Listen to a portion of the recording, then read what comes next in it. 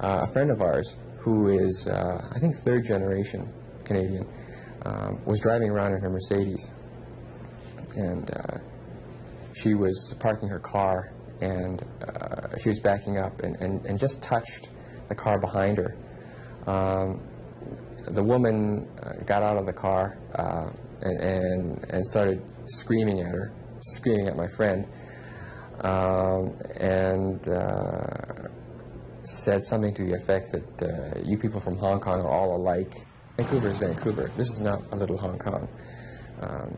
The new immigrants should understand that giving of oneself, whether that's in terms of time or money, is almost expected in North America. A local development company owned by Asian immigrants is very aware of the backlash. To show its community spirit, it's offering to build a new arts club theater. You know, there's no good having a performing arts scene if you don't have venues for people to perform in. Mm-hmm. The arts club wouldn't have to pay rent. In return, the company hopes City Hall will allow more retail space within the complex. The arrangement would meet the needs of both parties. I've always felt, particularly if we're looking at replacing the Seymour Street Arts Club, that it's important to have a downtown presence. We've had some controversy, you've heard in the media, about Asian investors, and a lot of people, I think, feel somewhat intimidated by that or threatened in some way. One wealthy Hong Kong immigrant feels so sensitive about his image that he's hiding his wife and children from public view. 41-year-old Stephen Liang runs Marco Polo Development Company. He got in as an entrepreneurial immigrant 3.5 years ago. I want my family to live in a more harmony, pace. If I want to make more money, I better stay in Hong Kong. So money is only something that you make things happen. Because money is a means of incentive for a lot of people. The millions he made in Hong Kong have provided him with a central office and an expensive car to drive, but he realizes he'll need a strong local base to survive.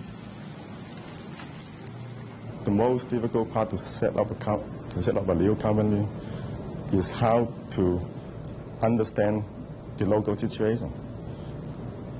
Once you have established something, you have to go out and communicate with other people. His first project was a 46-unit complex in Richmond, selling for less than $155,000. Stephen believes there's only a limited market for luxury units, even among people from Hong Kong. It seems to me a lot of Hong Kong people also have that affordability problem, A lot of those people cannot afford luxury houses. The Chinese character for book learning. Education is another reason why Chinese people are leaving Hong Kong. 44-year-old Joseph Lai and his family live in a modest condominium on the west side of Vancouver. They want to buy a house, but like many Canadians, can't afford one. They left Hong Kong to make a better life for their son, and because of 1997. It's more an uncertainty, firstly for my son, so that I do not know, say, the education system, or whether he will be given the opportunity to perform. The Chinese naturally would have a much bigger say in the running of Hong Kong, so I suppose many of the key posts will then be assumed by Chinese personnel. But basically, I think the company is in horrible shape, and really not much we have to pay for is already a negative capital. Joseph was a top financial advisor in Hong Kong, but that's all behind him now.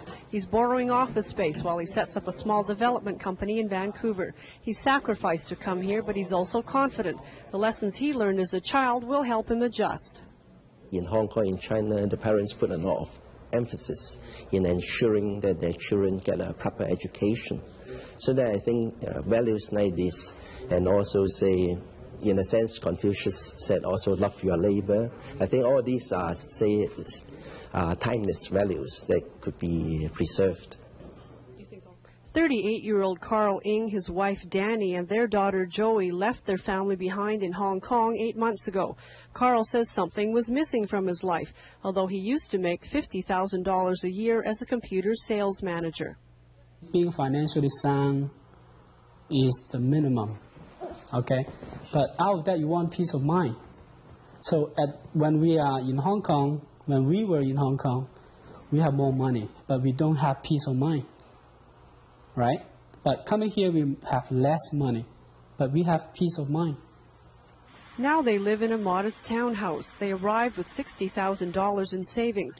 They put $40,000 down on their house, bought a small car, and have been living on a loan from their parents. He was 9 months without a job. I used to be able to call the shots. Now I can't. The major difference is working from a planning viewpoint, and now I have to back at the front line again. And they come in different colors, but basically these are 17th century. Oh, is that right? Yeah, designs. Instead of directing sales, Carl is now an ordinary salesman at Casabella Furniture. Carl is aware that he and other immigrants will have to work hard to integrate, and that it must be a two-way street. What most of us do is that we only care what happened inside the house. Outside the house is not my problem, and they might not be contributing, and that might hurt the image. I think it's quite natural for them to react when there is a huge influx of foreign investment. But I think a second point is that I think the investors also have to behave themselves. I think they have to respect the local culture and the local tradition. If the local people really want to see Vancouver to become an international city, they have to make room for it to happen.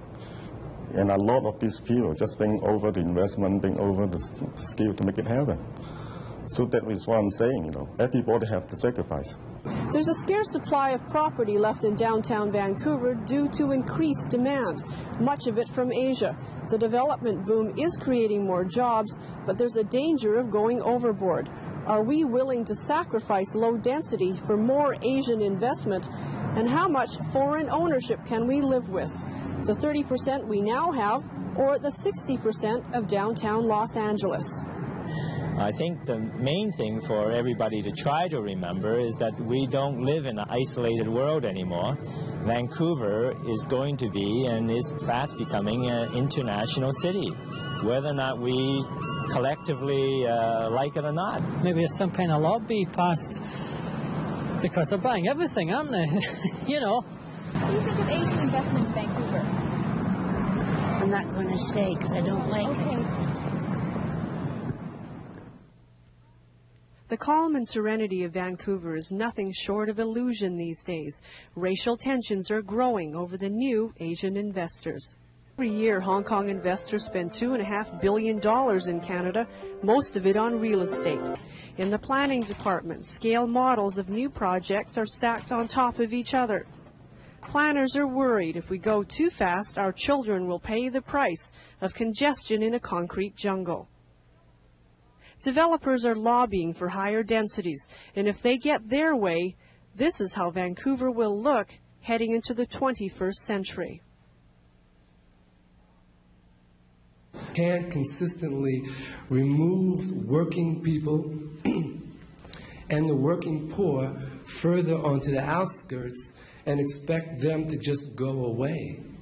What you're creating is a ghetto. The infusion of cash from Hong Kong helped to transform Robson Street into a trendy location for exclusive shops and clothing made in Hong Kong.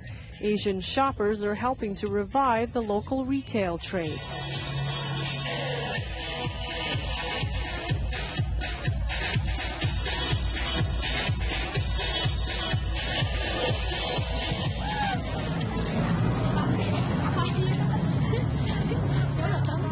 People in Vancouver have to look across the Pacific and face the Pacific and not turn their back to it and try to look back to Europe or other parts, because it's natural that we have this interchange, and I think it's inevitable. Been years that we've been trying to promote projects and properties to the offshore, and finally they're coming, and because they're coming in such a phenomenal amount, we're not ready for it. But we were hoping for it, and then now they're here. We're not ready.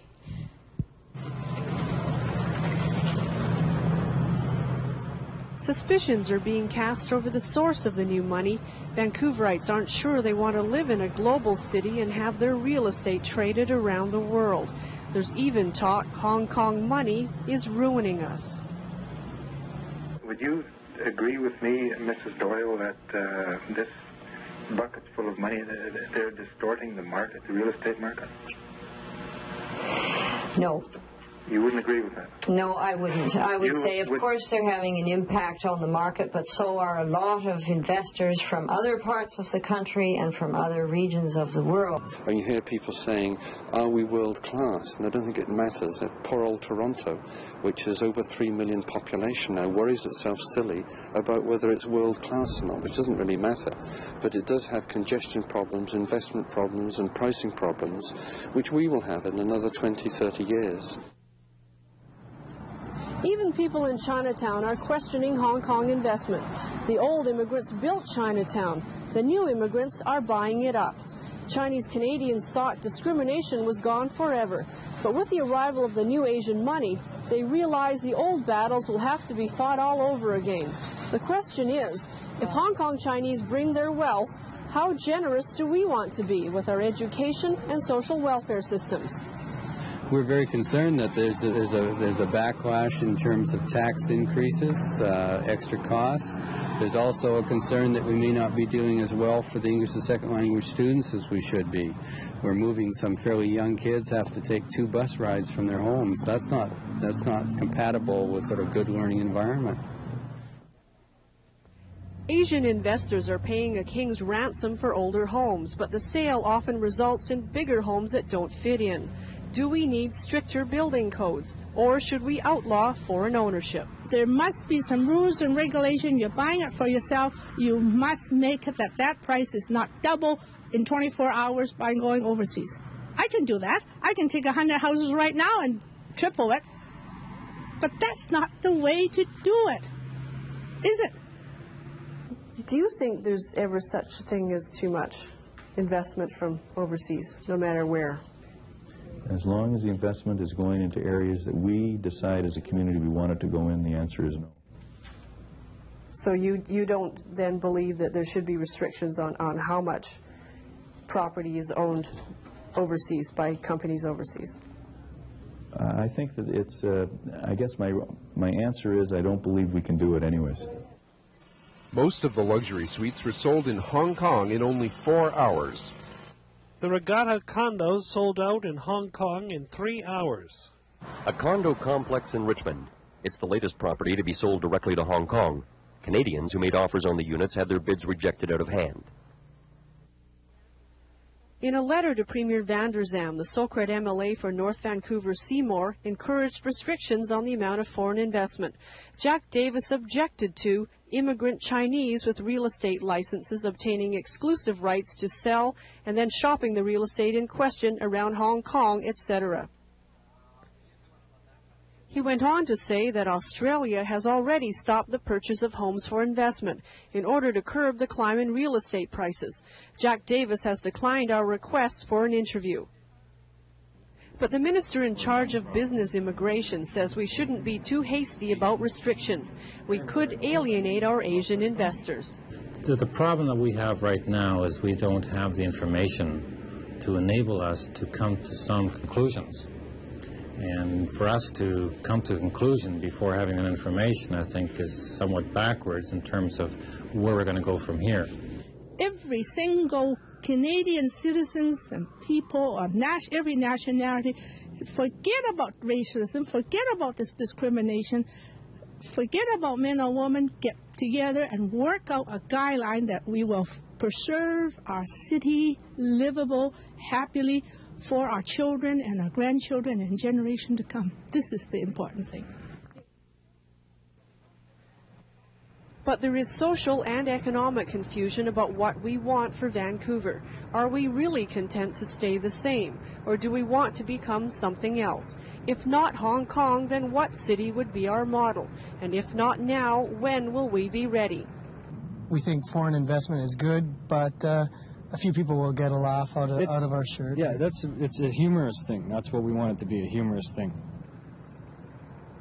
This might be the only way to inject humor into a very serious debate over our future.